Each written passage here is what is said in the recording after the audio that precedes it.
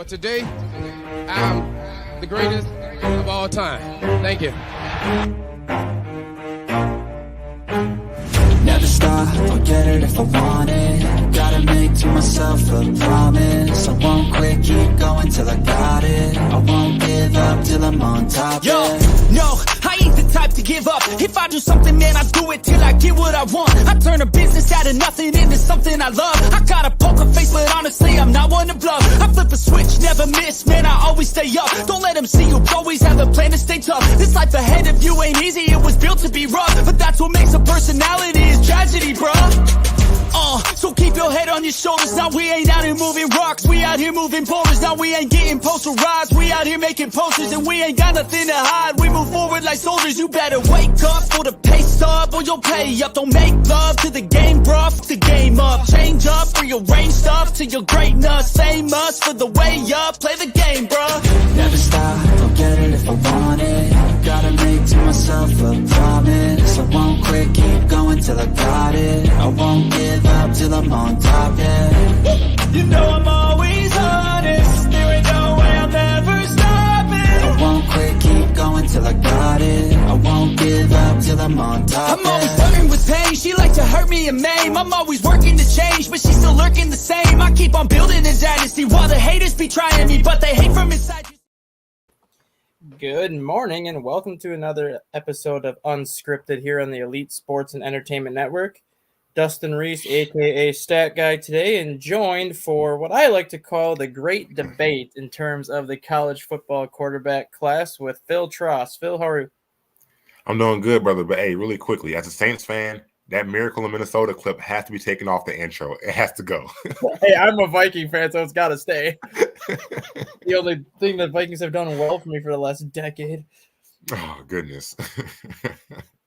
So, yeah, we decided to come up with this kind of little pop-up special because of this random post that came out a couple days ago about I can't even remember the guy's name, but he basically said as a former NFL scout studying almost 200 college football games, he kind of rated who he sees as the best quarterback in the upcoming 2024 draft class. And when you look at the order that he picks these quarterbacks in, some of them make sense. Some of them are complete head scratchers as to why they are sitting where they sit. So Phil and I are kind of going to dive into this for like the next 25-ish minutes and kind of pick and choose where we think these guys should land. I think we could start at probably number 8 and kind of work our way 8 to 1 if you're good with that. That's perfect. That's very perfect. And if you're looking at number 8, they have J.J. McCarthy listed as number 8. And personally, I think he is one of the worst quarterbacks in this class, but I would not put him at number 8. I would put Joe Milton at number 8, mainly because the guy started 3 games this year. How much film can you really say based on a 3-game start out of Joe Milton? Can you say that he's better than Caleb Williams, Bo Nix, Drake May, and some of these other guys by playing only 3 games? I'm not saying he doesn't have the potential to be better than them, but when you only have a 3-game sample size, it's kind of mind-boggling to me that you rank him as the 3rd best quarterback in this class. And that's why I found this list kind of weird. I mean, if he was kind of basing his list off of like physical attributes or like just straight up talent, I can kind of see where he's going, kind of. But to your point, right, Joe Milton, I believe he was a 4-star quarterback prospect in the same class as Michael Penix Jr. I believe he was like the number 9 rated quarterback, to be honest, but he hasn't shown much of anything. He was at Michigan for 2 or 3 years, then he transferred to Tennessee. And if Hendon Hooker didn't get hurt, he probably never plays until this year. Yeah. And I mean, he has the physical tools that you want. He's 6'5", 230. He can move, has a cannon for an arm, but he hasn't shown the ability to be able to consistently read defenses, break down the safeties with his eyes, right? He could push the ball for sure, but in this day and age, which quarterback can't push the ball, you know? Right. So I would probably put him closer to, if we're going off of like who's pro ready right now, he would probably be number 7 or 8 for me. And then in terms of number 7 for me, I mean, it's hard to believe I'm going to put him here, but I'm going to put J.J. McCarthy at number 7. I mean, you look at his record. He's got a great record. I think he's 27-1 or 28-1 as a starter in college. So I mean, the guy wins games, but he's a game manager and he doesn't do anything flashy. Michigan has a great running back committee, a great offensive line, so he plays kind of within the system he's a part of. But when you're looking at being drafted and looking at being a potential franchise quarterback, have you seen enough out of J.J. McCarthy at this point to believe that he can go into whatever situation he's drafted into and be nothing more than a game manager? I just haven't seen enough of that yet to go here and say that I won't even have him going in the first round. I know some people do, but I just haven't seen enough out of him in terms of being able to play outside of that system that he's currently in to be one of those better guys. I mean, well, look at his last 5 games, right? Against Washington, he only had 18 attempts. Against Penn State, he had a whopping 8 attempts. Like, you're supposed to be a franchise-altering quarterback, and your coach, I don't want to say doesn't trust you because that's a little, but your coach doesn't trust you, or he doesn't have an offensive system to help you really elevate the team around you. Michigan was a running team this year, really most of his career. You know, it's funny you had him at 7. I actually had him at number 8 myself, and he's a high-end game manager, if that. That's kind of where I have him at right now. He hasn't shown me the ability to really change a franchise, and I want to be careful with that too, because I kind of had similar sentiments with Justin Herbert or even Drake May. But we do know that sometimes some players aren't meant for college, right? Justin Herbert got to Chargers and started tearing it up. Yep. Right, but like you said, he hasn't shown me enough, man. Not at all. And then number 6, he has Jaden Daniels, which, Jaden Daniels is not number 6. He's much higher up on this list. And I'm going to say the person that he has number 1, I would put at the number 6 quarterback in Spencer Rattler. And 4 or 5 years ago, when he was a senior at Pinnacle High School in Chandler, Arizona, Spencer Rattler was regarded as one of the top 2 or 3 quarterbacks in the country. He was predicted to be the first-round draft pick or even the top pick in the draft when he came out. Had a good first year at Oklahoma, but then the moment that Caleb Williams comes to Oklahoma, it seemed like the coach had wanted nothing to do with Spencer Rattler at that point and did whatever he could to get Spencer Rattler on the bench, and then did whatever he could to get him to South Carolina. Goes to South Carolina and looks like a shell of himself, really. He hasn't done anything at South Carolina. Granted, talent-wise, they don't have as much talent as Oklahoma had. They play in the SEC, so nothing's going to be easy for him. In terms of like talent and arm talent and everything like that, he's got the arm to be an NFL quarterback. He's got the talent to be an NFL quarterback. It's just the positions that he's been in and just kind of the trajectory that he's gone on. It's going to hurt his draft stock, which is kind of disappointing because I did have a lot of high hopes for Rattler when he was coming into college.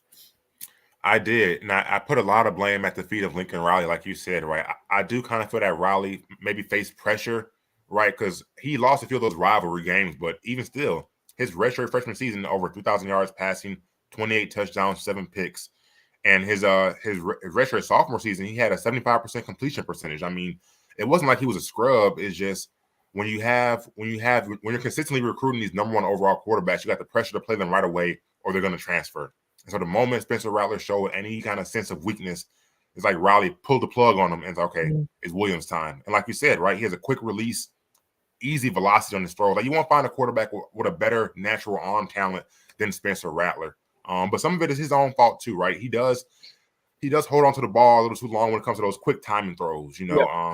He's kind of poor with his RPO operation. But even like you said, man, if you're talking about just natural quarterback ability, he would be up there number 1, 2, or 3. But as far as pro ready, like you said, I have him 7, 6 on my list. And then number 5 is kind of where it starts to be a toss-up, just depending on how you view people. He's got Drake May listed as number 5. I would put Drake May a little bit better, and I personally would go with Bo Nix at number 5, who he has listed at number 4. No disrespect to the season that Bo Nix had this year, because Bo Nix had an incredible season this year. But you look at his career up until he got to Oregon. Exactly. He was not that great of a quarterback. He was decent. He was serviceable enough to win you games and get you into a bowl game, but that was about it. He wasn't like a Heisman candidate quarterback until he got into this whole Dan Lanning system in Oregon. He got the weapons that he got in Oregon, and you kind of saw what he was able to do. And that kind of goes into the whole pro-ready thing right now. Bo Nix showed what he can do when he's put in the perfect situation with the perfect players. You're drafted into the NFL. You're not getting put into that perfect situation. So are we going to see the Bo Nix that we saw at Oregon, or are we going to see the Bo Nix that we saw at Auburn? And that just concerns me enough to kind of keep him at that number 5 range for me. And I 100% agree, right? You are who you are until you prove me otherwise. He's a very good athlete. He's super explosive in a short area with his legs, right? And he can create outside of the pocket. But like you said, man, he was at Auburn for 3 years, right? And he did nothing. Now, how much of that is coaching? We can make that debate all day long. But he didn't show any really great progression from Auburn in any of his 3 years. His first year, 57% completion percentage, 59%, 61. So he had some marginal increases, but he wasn't very great. And then he gets to Oregon, but like you said, it's dink and dunk, right? Oregon is known for having explosive athletes on the outside, right?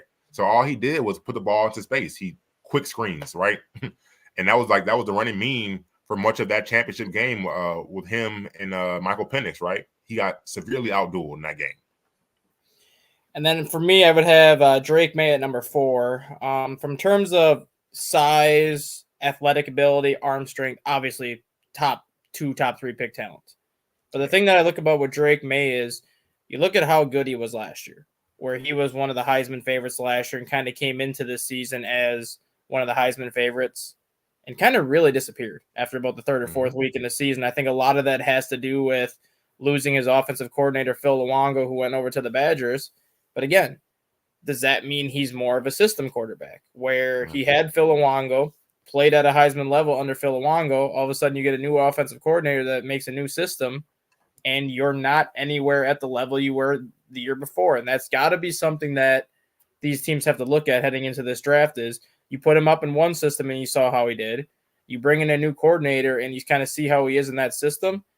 System quarterbacks, to me, only make it in the NFL if they can be put in that specific system. And I do think Drake May is better than a system quarterback at this point.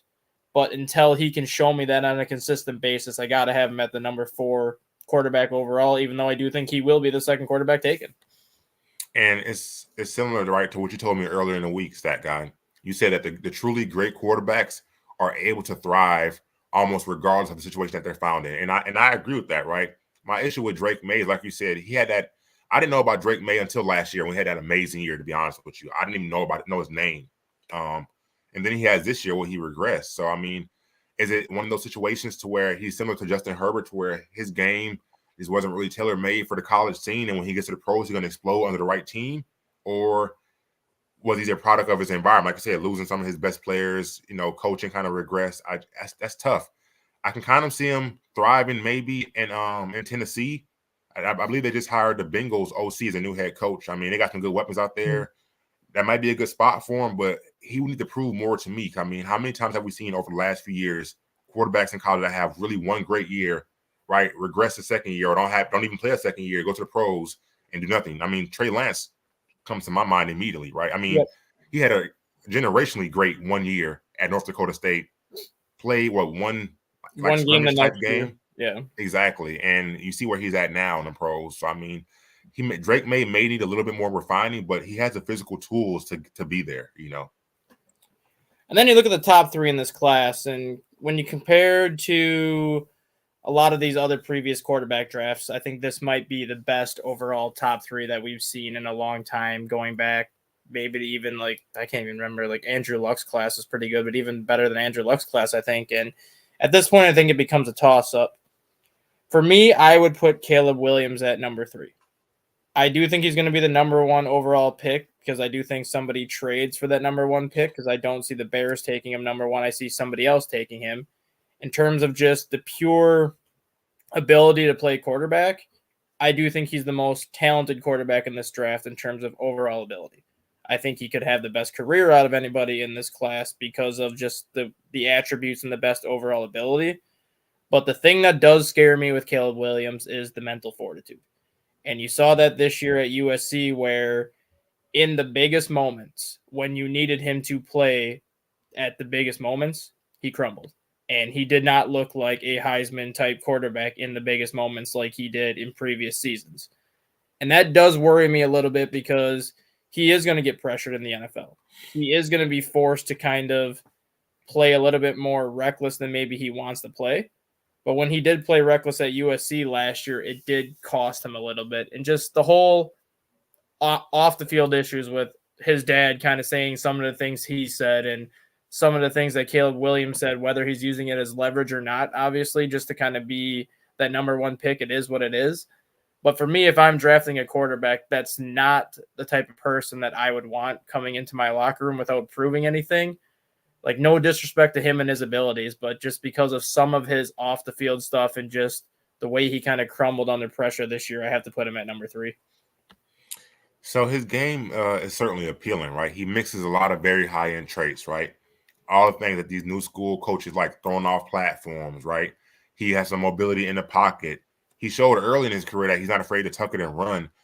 This year, he wasn't that effective with it, so I don't know how much of a knock it's going to be against him compared to someone like Jaden Daniels or even a Drake May or Joe Milton, and Bo Nix, to be honest, who's physically built to kind of carry the load or shows a little bit more explosiveness. But it's just my issues with Caleb Williams and the Lincoln Riley teams that Lincoln Riley had never fielded a great defense, even back to his days at Oklahoma. So while we could definitely point to some of Caleb Williams' penchant for shrinking in huge moments, right? It's hard to consistently be great when we don't have a defense to kind of rely on.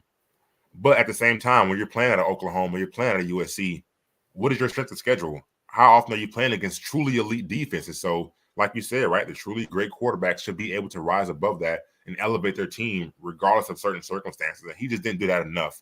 But I think his overall body of work, it warrants him being in that 1-2 consideration. Most definitely. Yeah, the only thing that does concern me a little bit with him, and I've made this argument a little bit too, is he's been with Lincoln Riley his entire college career. Yeah. So how much of his success is credited to that Lincoln Riley system, which is kind of why I also made the debate that whoever plans to take Caleb Williams number 1, whether it's the Bears, whether it's somebody else. You saw the Bears interview Cliff Kingsbury the other day, which was Caleb Williams' quarterback coach in college. Was that maybe a reason to be like, hey, we're thinking about taking Caleb Williams. We kind of want somebody that just worked with him. But in a team like the Raiders, who might possibly trade up, or any of these other teams, the Falcons, anybody that could trade up for a quarterback, I made the case that they should try to get Lincoln Riley as their head coach and then draft Williams, because then you have Williams still in that same scheme. And that's what makes this draft so interesting too, because I'm definitely a believer in, if you're going to replace your current quarterback, you have to be certain that the guy you're replacing him can come in and almost, especially at least today's game, right, come in and immediately be better than what you have. And for me, Justin Fields, for all the knocks on his passing progression, he hasn't been surrounded by great coaching. I don't think any quarterback for the Bears organization over the past 10 years have necessarily been surrounded with great coaching. You can go back to what I think Nick Folks played there for a little bit. Jay Cutler would have been the last one back in 2015, 2016. Jay Cutler, Mitch Trubisky, and then you got Justin Fields. Now, Justin Fields has shown a great dynamic with DJ Moore. And over his last 5 games, he's shown some great progression. And he's a real threat with his legs. So is Caleb Williams right now today better than what you're going to get from Justin Fields today? That's really the debate. But like you're saying, if they're bringing in Cliff Kingsbury, his old quarterbacks coach, then the right may be on the wall for him. Yeah. And then number 2 and number 1, I think it's a flip a coin. If you look at the numbers this year, Jaden Daniels would be number 1, Michael Penix would be number 2. Yeah. But for me, I would put Jaden Daniels as the second best quarterback in this class, mainly because of his size. Because his size does concern me. You look at the way that he played in college. He's not going to be able to play that way in the NFL because of his size. And that right there is kind of the bigger concern for me, is obviously a team's going to take him in the top 5. Obviously, if you're going to take him in the top 5, he's most likely going to start week 1 because you're taking him to be your franchise guy. But you need to kind of get it through his head that you can't play the way you played in college until you put on some more weight, because his frame playing the way he did at LSU is not going to last that long in the NFL. And I think that's the only reason why I'm putting him number 2 at this point, because I think that's the only thing that's keeping him from being the most pro-ready guy at this point, because I think it'll take him 2, maybe 3 seasons to reach his full potential once he starts kind of filling out his body a little bit. And the great thing about that is that's probably one of the only major knocks we have against Jaden Daniels right now is his slight of frame. And I think he has what kind of helps him out is, 1, today's game is definitely the dual threat quarterback game, but 2, he has a legit comp to look at and see how his game should be progressing and evolving over the years than Lamar Jackson, right? Lamar Jackson's first few years, I mean, even now he's a running threat, but he's done a better job, at least in the playoffs this year, of manipulating the pocket and using his feet to up more throwing lanes to get the ball to his playmakers. And that's one of the things that Jaden Daniels really progressed at this year. His ability to manipulate the second, third level defenders, right? His spot zone coverage, his quick game feel. To me, he's shown the greatest progression outside of Michael Penix from his freshman year at Arizona to his senior season or sixth year at LSU. So if I have my list right here, and my list is more so who's pro ready to come in and step in right now and really contribute. So I got Jaden Daniels, number 1. I got Michael Penix, number 2. Caleb Williams, number 3. Drake May, 4. Joe Milton, 5. Bo Nix, 6. Spencer Rattler, and J.J. McCarthy. And again, people may listen to this and say, wow, you got J.J. McCarthy at very last, but what has he shown us to not put him last, you know? Sure. And I think our list for the most part is pretty much the same. Mine is just a couple of flip-flops at like number here. Like for me, I have Michael Penix number 1 just because, yes, the injury concerns are a major issue. And you look at how many times he's had his seasons cut short, whether it's blowing out the same knee twice, hurting the same shoulder twice. But what people don't realize is the only Michael Penix they've seen is the Michael Penix we've seen at Washington the last 2 years. And what he's done at Washington the last 2 years is nothing short of amazing. But what they don't realize is when he was at Indiana, he was a very good quarterback at Indiana. He was, I think, 14-5 as a starter at Indiana. Nearly beat Ohio State twice as a starter in Indiana, and probably would have beaten him his sophomore year had he not broken his shoulder and got knocked out. So the guy was a very good quarterback at Indiana. Obviously not at the level he's at now because he didn't have the same weapons that he had at Indiana. But he finally went to a place that gave him the weapons like Roma Dunze, Jalen McMillan, Dylan Johnson, and all those pieces on offense. But they also put him in a system where he had an offensive line that could protect him. And that's ultimately the biggest concern for him is the injury issues are such a concern that whoever drafts him needs to make damn well sure they have an offensive line to protect him. Otherwise, he's not going to last very long. But I just think he is the most pro-ready quarterback right now to step in and start week 1. Obviously, Caleb Williams, Jaden Daniels, they're going to start week 1 because of where they're going to get drafted. But if you have a team that I'll use the Vikings, for example, because all the mock drafts I've seen have the Vikings taking him at number 11. You just had your last 7 years with Kirk Cousins, basically. Yeah. Kirk Cousins and Michael Penix Jr. are basically the same type of quarterback. They're pocket quarterbacks that will run when they absolutely have to run. Otherwise, they don't run. You have Jordan Addison, Justin Jefferson, and TJ Hawkinson.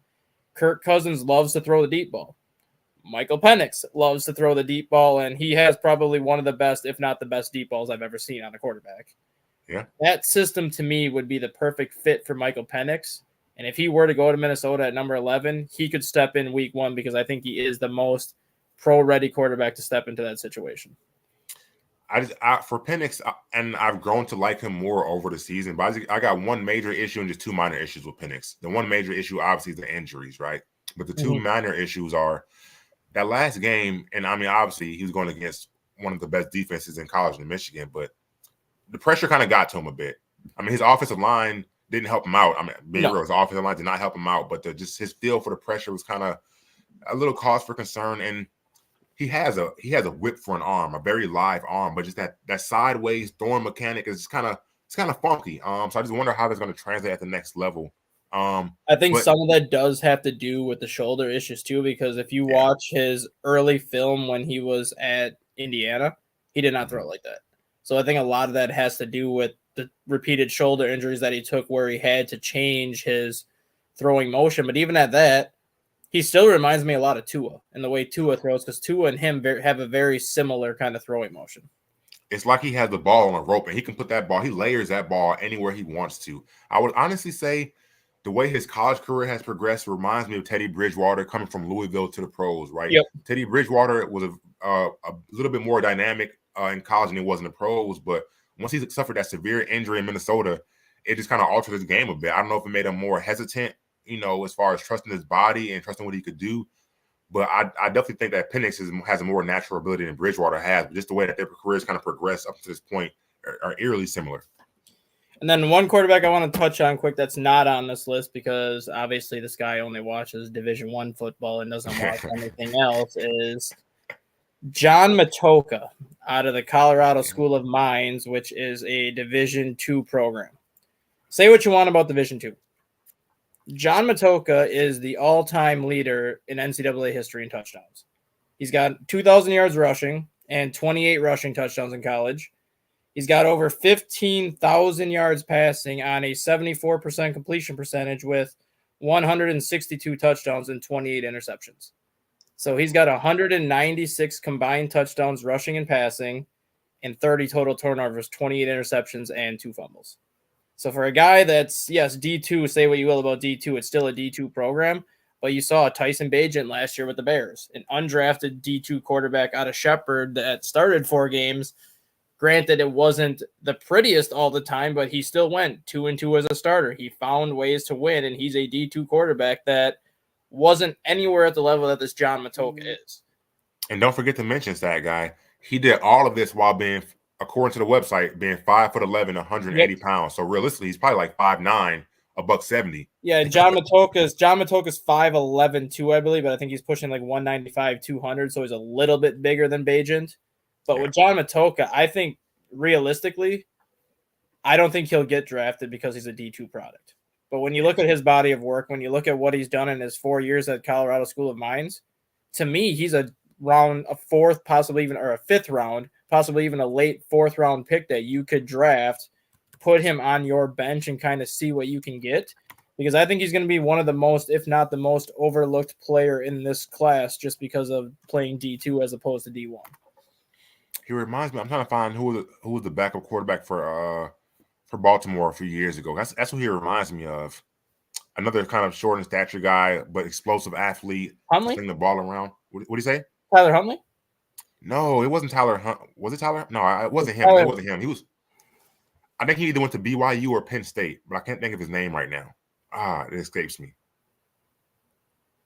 I'm gonna find it someday and we'll revisit this, but he may not get drafted, but I can see a team picking him up as a practice squad player, and maybe if he could show enough in the practice squad, he might get a roster spot somewhere later on the line. But for what he did, for his size, stature, even at the Division II level, was amazing. Yeah, he's fast. He's got a great arm, and the thing is too, like you said, if he 5'11" is Drew Brees height, basically. Yeah, 200 pounds is basically Drew Brees size, but Trace McSorley.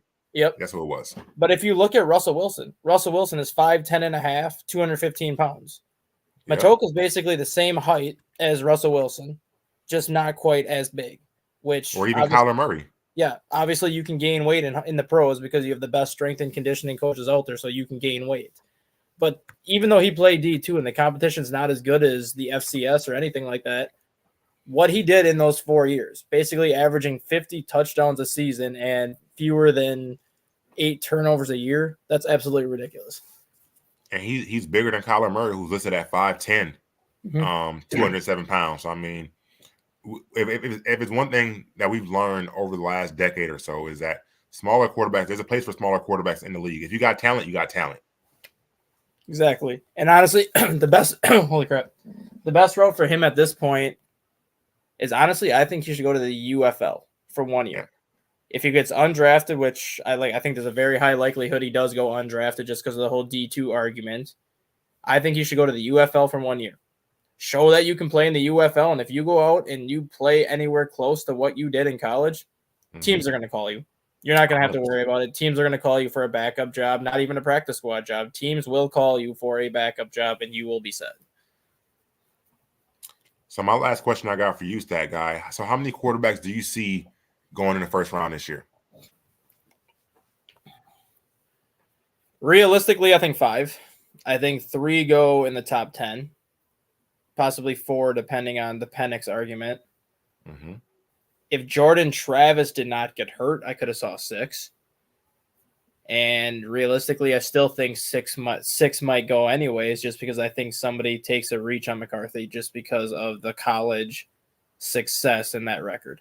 I think 5 for sure, possibly 6 go in the first round. And then even though he has the knee injury, I think Jordan Travis is an early second. Do you think, depending on what Harbaugh does, will that kind of direct what happens to J.J. McCarthy? No, because if he goes to the Chargers, he's got Herbert, so he's not replacing Herbert with McCarthy. But the thing is, if he goes to the Raiders, and I've been saying this for a while now, if he goes to the Raiders, that is the one team that I could see trading to number one, because Harbaugh tried to recruit Caleb Williams in Michigan, and it was between Michigan and Oklahoma, and he ultimately chose Oklahoma because of Lincoln Riley. And don't forget, LSU was almost in that mix until Ed Orgeron tanked LSU's career. And if he goes to the Raiders, he's not going to have to compete with anybody for Caleb Williams. You literally make the trade to go to number one. Caleb Williams is yours. You don't have to compete with anybody because you make that trade to go to number one. You're not trading it back. You're going there. You're drafting Caleb Williams, and you have your quarterback. If they stay at 11, or if they go with, or if Harbaugh goes to Atlanta, or I think those are the only three spots that he's interviewed so far. Those three.